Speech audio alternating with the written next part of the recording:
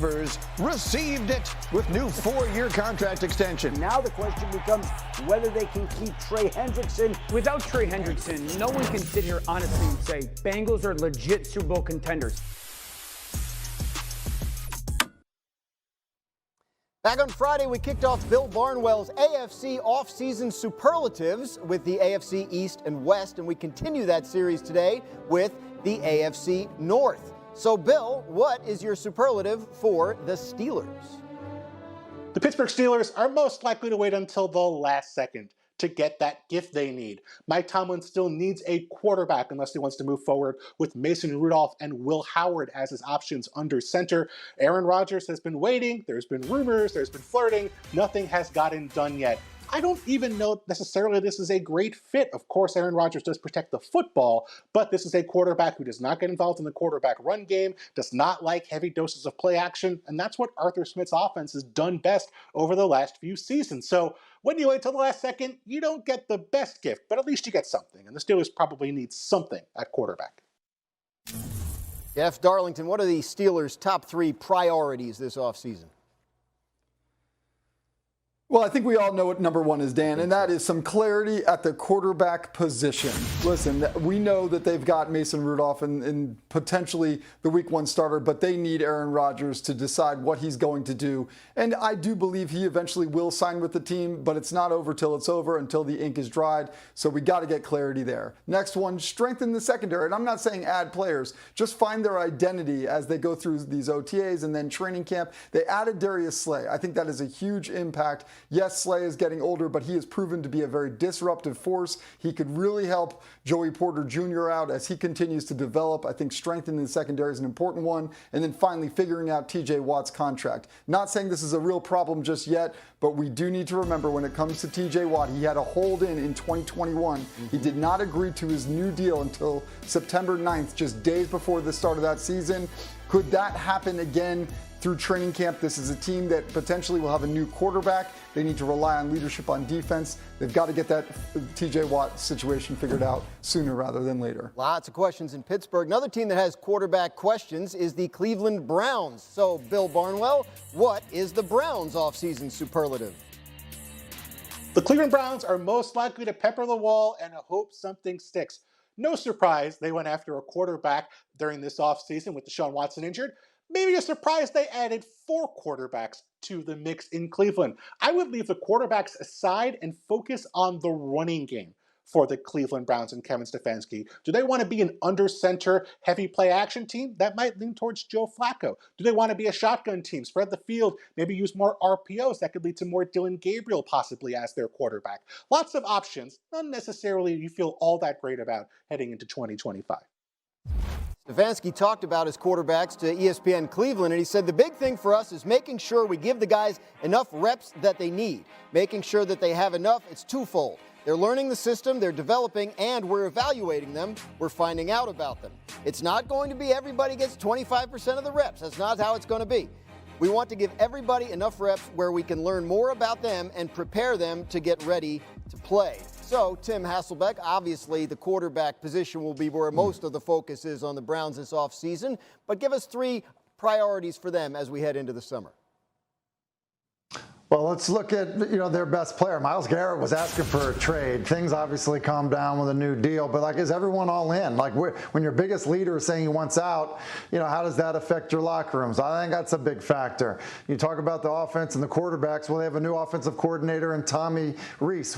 What impact is that going to have? Kevin Stefanski is an offensive coach. You think about what's happened in Baltimore. Todd Monken comes in. It basically is a shot of adrenaline to the offense in Baltimore. Can Tommy Rees have that type of effect? And look, the quarterback room, exactly right.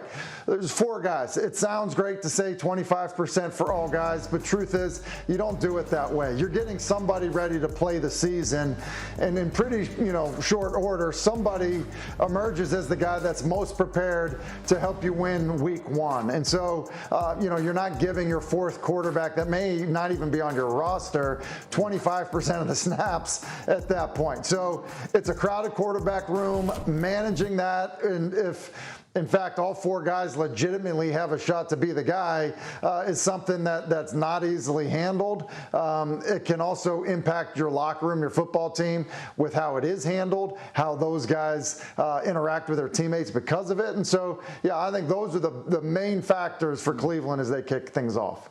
All right, to a team now that does not have a question at the quarterback position. That's the Cincinnati Bengals. Here's Bill Barnwell on Cincinnati's superlative.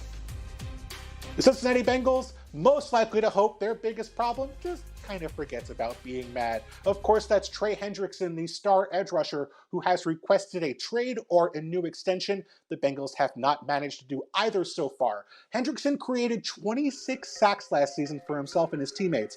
No one else in the NFL topped 14.5. He was out on an island, and the Bengals need him to compete. The problem is the price now for a top edge rusher up over $40 million after Myles Garrett signed his extension. So for the Bengals, no better time to sign him than now. That is the big question, still remains in Cincinnati. RC, what are the 3 biggest Bengals priorities this summer?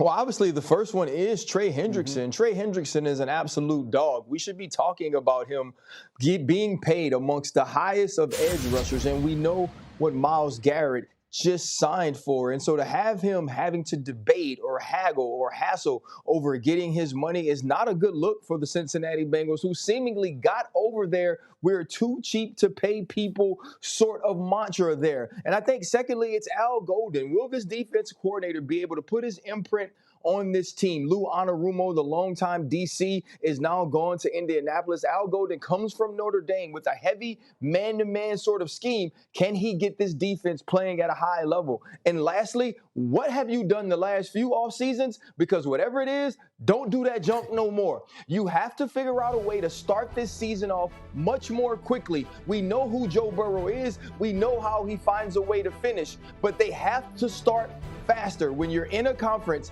that has the likes of the Kansas City Chiefs, the Baltimore Ravens, the Buffalo Bills. If you fall behind early, home field advantage is just a wish and a hope. So you got to start this season fast. You have games on the road early. Zach Taylor has to do something differently this offseason. Yeah, if we see Jamar Chase making tackles in the opener like we did there, that's a problem for Cincinnati. All right, one more AFC North team for Barnwell, the Baltimore Ravens. What do you got, Bill? For the Ravens, most likely to sign a player after June 1st. Why are they going to wait after June 1st? The compensatory pick formula. They have 2 picks coming. If they wait until after June 1st, Eric DeCosta loves those extra compensatory selections. What are they going to add? I would look towards the offensive line. Jedrick Wills, the former top 10 pick in Cleveland, still a free agent at tackle. The Ravens love a reclamation project. Could they mold him back into a starter? That's a place I'd look for if the Ravens do add somebody to an already talented roster.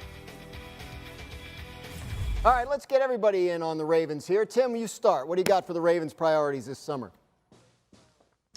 Listen, I think that because of the growth we've seen from Lamar Jackson as a passer, we've seen the way the team has, kind of addressed things and don't necessarily need to, kind of build around him. Let him elevate the play of people around him. I think you've seen that in some ways. Just look at Isaiah Likely. It was a guy that kind of came in, in replacement of Mark Andrews.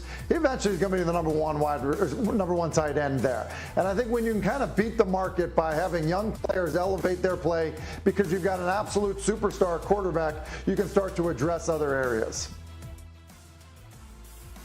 Well, speaking of addressing other areas, the question this offseason was how would they address this? You're good, Ryan.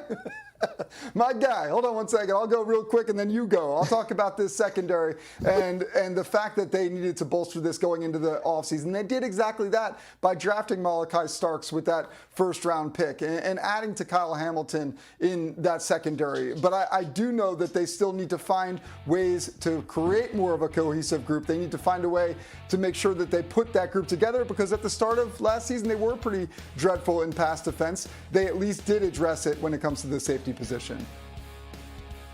Yeah, and I think I think not only the safety position is how will Malachi Starks factor into the way that they deploy Marlon Humphrey at the corner position. If you go back to his film at Georgia last year, Malachi Starks played the star, which is the nickel position in the NFL that we've seen Marlon Humphrey be an all-pro caliber player at. Maybe that allows him to stay outside and have a cohesive, as Jeff said, relationship with Nate Wiggins, who will be on the outside opposite him. Also, Chidobe Awuzie, who came over from Tennessee, can he add some depth outside at corner? To me, that's where they were most susceptible. How does Malachi Starks factor into that? And does that allow a guy like Marlon Humphrey to stay on? New on NFL Live with 20 teams opening OTAs today. Here is Patrick Mahomes arriving for season number 9. He and the Chiefs looking for their 4th straight AFC title. And Josh Allen present and accounted for in Buffalo, but he's without one of his key players on offense. That'd be running back James Cook. Here's Bills coach Sean McDermott today on Cook's absence. Attendance-wise, all but James are here and accounted for. We're staying in touch, like you'd expect a player and a coach to do. So, James will be here when he's ready to be here, and we move forward. Cook was awfully important for the Bills in the second half of last year and was one of the most effective running backs in the NFL down the stretch. He averaged 5.6 yards per rush in his final 9 games, including the playoffs. Only running backs with a higher average were Derrick Henry and Jahmyr Gibbs. Now, these are voluntary workouts. James Cook does not have to be there, but he is also, it feels like, the one guy in Buffalo that didn't get his contract extension this offseason. So when you look at Buffalo this offseason, Tim, and how they went about things on the offensive side of the ball, what'd you make of all of it? Yeah, look, I think that, well, first off, I think they trended to run the football more, which is why James Cook had a good year, probably why he's a little frustrated. And I think that was good for the offense. But I think also what you saw is a little bit what I was talking about with Baltimore, in that, look, Josh Allen is one of the, if not the best quarterback in the game. And because of that, he just elevates the play of people around him. So as you try to figure out where you spend your resources, and you've had some older players on your defense, you do it that way. But Mac Hollins was a special teams player that had a career year. Khalil Shakir, was basically a virtually unknown guy who ended up having a career year and did get paid and rewarded. So I think what Buffalo is counting on is, when you have an elite player, to raise the level of the guys around him. And so obviously James Cook would be an important part of that, but that is definitely, what teams are doing. And look, if you look at the Chiefs, they've done something similar as well.